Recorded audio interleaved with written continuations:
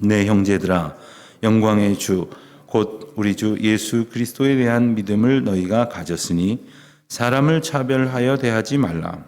만일 너희 회당에 금가락지를 끼고 아름다운 옷을 입은 사람이 들어오고 또 남루한 옷을 입은 가난한 사람이 들어올 때에 너희가 아름다운 옷을 입은 자를 눈여겨보고 말하되 여기 좋은 자리에 앉으소서 하고 또 가난한 자에게 말하되 너는 거기 서 있든지 내 발등상 아래에 앉으라 하면 너희끼리 서로 차별하며 악한 생각으로 판단하는 자가 되는 것이 아니냐. 내 사랑하는 형제들아 들을지어다. 하나님이 세상에서 가난한 자를 택하사 믿음에 부요하게 하시고 또 자기를 사랑하는 자들에게 약속하신 나라를 상속으로 받게 하지 아니하셨느냐. 너희는 도리어 가난한 자를 업신여겼도다. 부자는 너희를 억압하며 법정으로 끌고 가지 아니하느냐. 그들은 너희에게 대하여 일컫는 바 그 아름다운 이름을 비방하지 아니하느냐. 너희가 만일 성경에 기록된 대로 내 이웃 사랑하기를 내 몸과 같이 하라 하신 최고의 법을 지키면 잘하는 것이거니와 만일 너희가 사람을 차별하여 대하면 죄를 짓는 것이니 율법이 너희를 범법자로 정죄하리라. 누구든지 온 율법을 지키다가 그 하나를 범하면 모두 범한 자가 되나니 간음하지 말라 하신 이가 또한 살인하지 말라 하셨은즉 내가 비록 간음하지 아니하여도 살인하면 율법을 범한 자가 되느니라. 너희는 자유의 율법대로 심판받을 자처럼 말도 하고 행하기도 하라. 긍휼을 행하지 아니하는 자에게는 긍휼 없는 심판이 있으리라. 긍휼은 심판을 이기고 자랑하느니라. 아멘.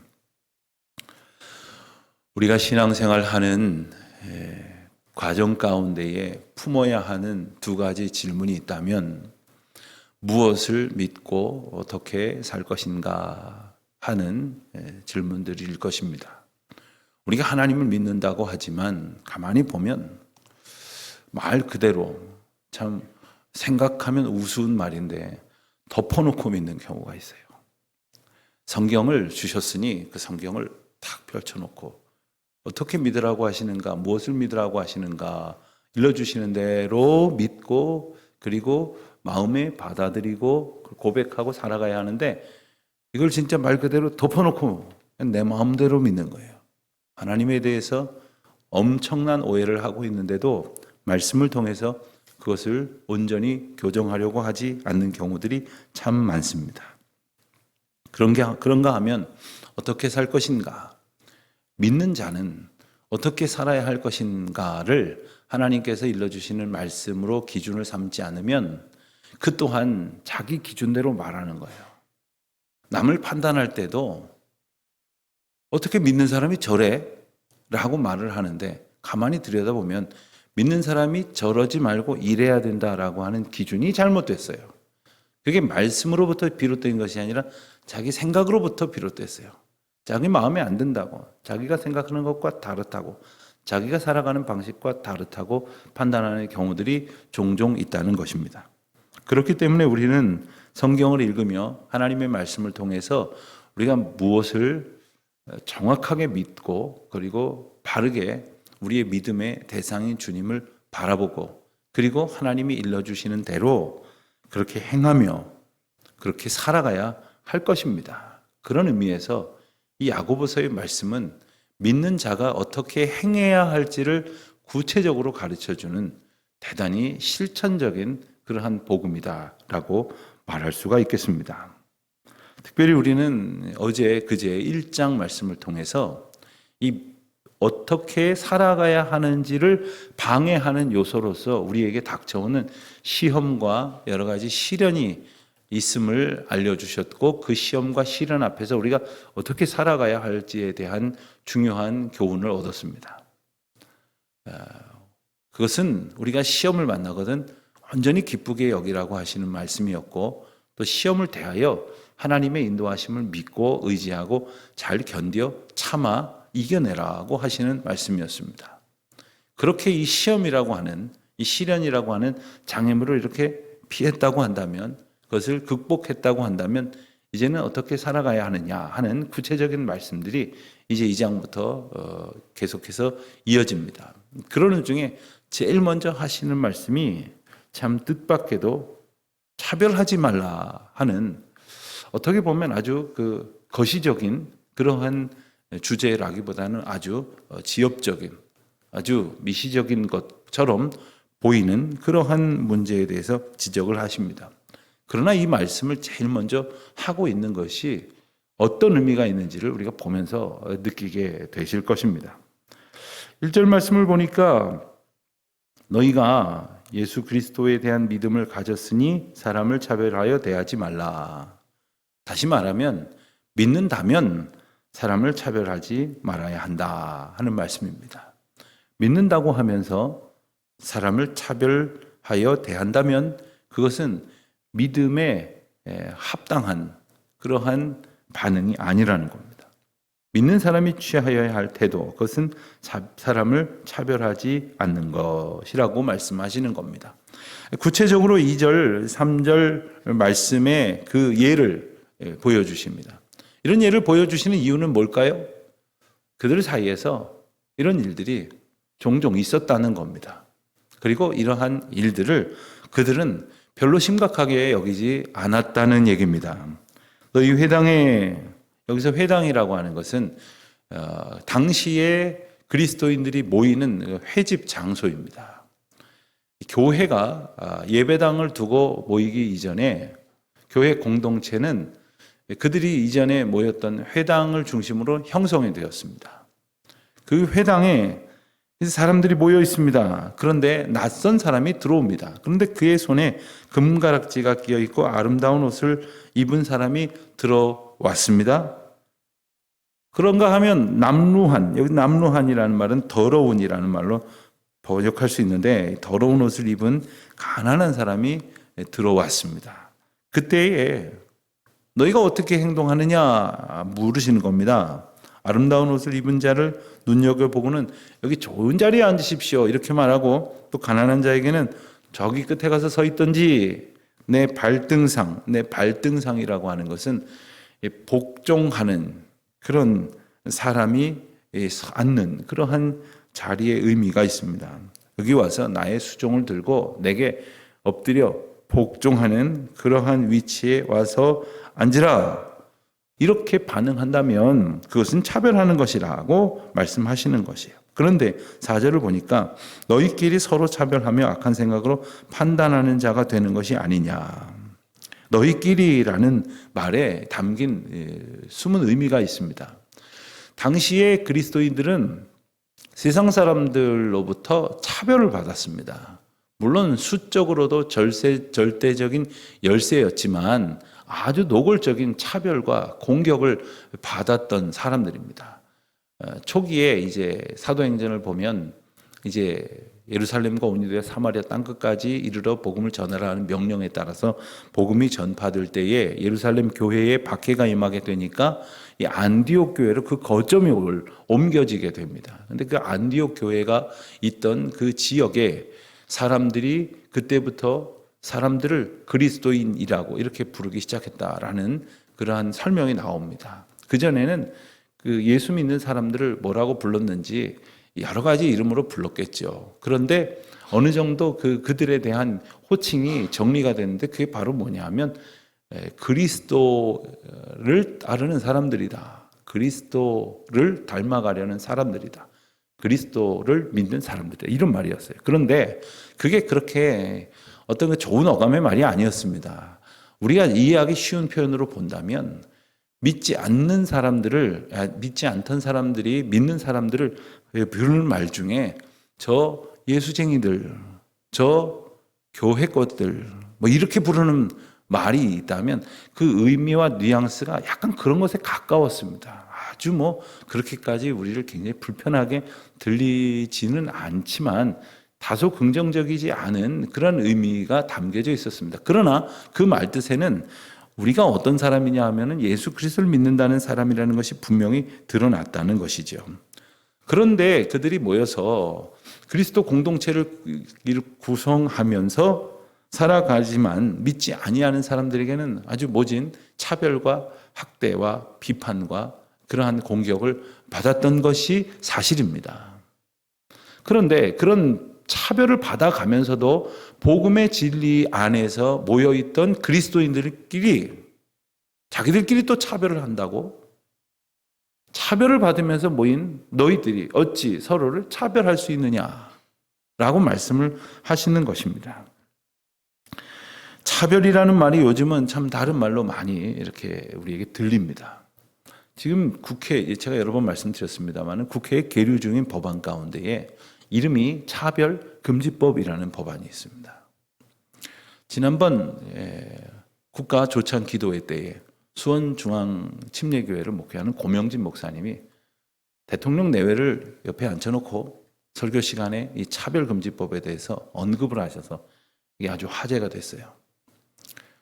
하나님의 법도가 무엇인지를 바로 깨닫지 못하는 바로 깨달으려고 하지 아니하는 그 악한 괴계에서부터 사람들이 가장 선호할 만한 어떤 이슈인 차별을 받지 않아야 된다, 차별하지 말아야 된다라는 의미를 가지고 와서는 한다는 이야기가 성경에 반하는 그 기준을 들이대고서 이것을 마치 차별하지 않는 법인 양, 근사한 어떤 사회적 질서인 양 말을 하면서 동성애 혹은 성적 취향성 이런 것들도 차별해서는 안 된다. 차별이 아니라 잘못됐다라고 말해서는 안 된다. 그런 말을 하면 차별로 간주해서 한 번 그런 말을 할 때 수백만 원씩 벌금을 매겨야 한다. 이런 개요의 법안이 제출되었다는 거예요. 참 기가 막힌 일이 아닐 수 없습니다. 이것 때문에 많은 목사님들이 계속해서 모여서 기도하고 또 대책을 세우고 또 그리고 정치권의 입장을 밝히고 있기도 합니다.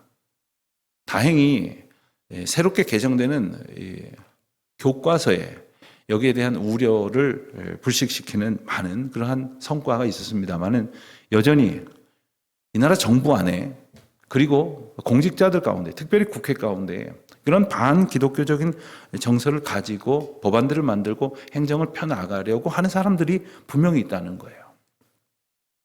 새벽기도 시간이니까 길게 말씀드리지는 않겠습니다만은 이런 것을 여러분들이 가지고 있는 어떤 정치적인 그런 견해와 결부시켜서 생각하면 안 됩니다. 나는 이렇게 생각하는 당을 좋아하는데 목사님은 저렇게 생각하는 당을 좋아하나 보다. 이런 문제가 아니에요. 이거는 우리가 하나님의 질서 가운데 살아가는 데 있어서 얼마나 무지하고 때로는 사단의 괴계로 인하여 악용을 당하면서 우리가 말씀에 반하는 삶을 살아가고 있는지 그리고 살고자 하는 이들 앞에 부하내동하고 있는지를 분명히 말씀해 주시는 거예요. 무엇이 차별이냐? 모두가 하나님을 사랑하는 백성으로 사랑하시는 하나님 앞에 나오게 하시는 것이 하나님의 사랑임을 깨달아야 하는 것에서부터 시작되어야 한다 하는 겁니다. 5절 이하의 말씀을 보면 하나님께서 가난한 사람들을 택하사 믿음에 부요하게 하셨다라는 하나님의 사랑의 보편성을 강조를 합니다. 하나님이 특별히 가난한 사람들을 택하여 사랑하신 것은 부요한 사람들을 차별한 것이 아닙니다. 가난한 사람들이 더 하나님 앞에 나오기 힘든 그런 사회 구조 속에 있기 때문에 그랬습니다. 그들이 더 억압당하고 단지 오늘날 우리가 살아가는 사회처럼 부자는 좀 편하고 가난한 사람은 좀 불편한 정도가 아니었던 거예요. 가난한 사람들은 부자에게 예속되어 있었습니다. 그러니 그들이 하나님을 믿고 그 믿음의 생활을 하는 것조차 말도 되지 않는 거예요. 요즘은 주일날 쉬고 싶으면 얼마든지 쉴 수 있습니다. 그러나 당시 가난한 사람들은, 종들은, 그리고 불과 얼마 전까지만 해도 가난한 사람들은 자기의 형편 때문에 주일을 주일로 온전히 지킬 수 없던 시절이 있었지 않습니까? 그런 가운데 우리가 가난한 사람들을 사랑하시고 가난한 사람들을 주님 앞으로 인도하시기 위해 큰 사랑을 베푸셨던 주님의 뜻을 도외시한 채 가난한 사람들을 업신 여긴 것이 얼마나 큰 잘못인가에 대해서 분명히 말씀을 하시는 거예요. 8절입니다. 너희가 만일 성경에 기록된 대로 내 이웃 사랑하기를 내 몸과 같이 하라 하신 최고의 법을 지키면 잘하는 것이거니와. 그렇습니다. 하나님께서 구약 성경을 통해서 수십 가지의 계명을 말씀하셨지만 그것을 축약하여 단 2줄로 요약을 하면 하나님을 사랑하고 이웃을 내 몸과 같이 사랑하라 하시는 이 말씀이었습니다. 신약 성경에도 보면 예수님 앞에 한 서기관이 나와서 가장 크고 중요한 계명이 뭡니까? 라고 묻습니다. 정말 궁금해서 묻기도 했지만 율법을 무시하는 듯한 태도를 보이는 예수님이 그 율법에 관해서 혹시 트집 잡힐 게 없는가를 시험하려는 의도도 있었습니다. 그때 예수님께서 대답을 하시기를 내 하나님 여호와를 사랑하라 하는 말씀과 내 이웃을 내 몸과 같이 사랑하라 하시는 그 말씀을 분명히 말씀하시지 않습니까? 그런데 내 이웃을 내 몸과 같이 사랑하지 않고 하나님 사랑하는 그 마음으로 사랑하지 않고 차별하면 죄를 짓는 것이라 이것이 율법을 범법하는 것이다 라고 말씀을 하십니다. 또한 이것은 결코 적은 죄가 아니라고 강조를 하면서 율법에는 살인죄도 있고 간음죄도 있는데 살인은 하지 않았다고 하면서 간음을 했다면 그 또한 율법을 어기는 것이고 다른 죄를 짓지 않았다고 해도 살인하는 죄를 저지르면 그 또한 율법을 어기는 것처럼 그 모든 율법을 지켰다 하더라도 하나님께서 주신 이웃을 사랑하는 그 계명을 지키지 못하면 율법을 범한 자가 된다 하는 너무나 중요한 말씀을 주시는 것입니다. 여러분, 사람을 차별하는 이유가 뭘까요? 내 마음에 이끌려서 행동하기 때문에 그런 겁니다. 저 사람은 마음에 들고 저 사람은 마음에 안 들고 저 사람은 내가 친해지고 싶고 저 사람은 별로 친하고 싶지가 않고 저 사람은 친해봤자 도움이 될 것 같지 않고 저 사람은 친해두면 아주 도움이 될 것 같고 그리고 맹랑한 소리를 해요. 저 사람은 내 수준에 맞는 것 같고 저 사람은 나하고 격이 안 맞는 것 같고 그렇습니다. 거기에 모든 기준이 자기예요, 자기. 그러나 신앙생활은 기준을 바꾸는 겁니다. 하나님이 나의 기준이 되시는 거예요. 하나님이 사랑하기 때문에 모든 사람을 사랑하려고 나의 삶의 자세를 바꾸는 것을 말씀하시는 거예요. 모든 사람을 하나님이 용납하셨기 때문에 내가 용납하는 거예요. 하나님이 사랑으로 섬기셨기 때문에 그 아들 독생자 예수 그리스도를 내어주시기까지 세상을 사랑하시고 섬기셨기 때문에 나도 내려와서 섬기는 거예요. 때로는 교회에서 봉사하다 보면 마음 상할 때가 한두 번이 아닙니다. 주차 봉사하시는 분들, 또 주방 봉사하시는 분들, 월급 받고 하는 겁니까? 성도들을 위해서 그 추운데 혹은 그렇게 더운데 애쓰고 수고하십니다. 그렇다고 해서 누가 아주 따뜻한 말로 정말 고맙습니다. 당신의 섬김이 저의 큰 위로가 되어서 이런 분 계십니까? 그렇지 않아요. 그럼에도 불구하고 우리가 그 일을 감당하는 이유는 뭡니까? 주님께서 우리를 사랑하시고 주님께서 모든 사람들을 사랑하신 그 사랑으로 인하여 내가 그 사랑에 합당하게 살아가게 하시는 은혜를 얻었기 때문이에요. 그렇기 때문에 내가 기꺼이 좋은 소리 못 들어도 기꺼이 감당하는 거예요.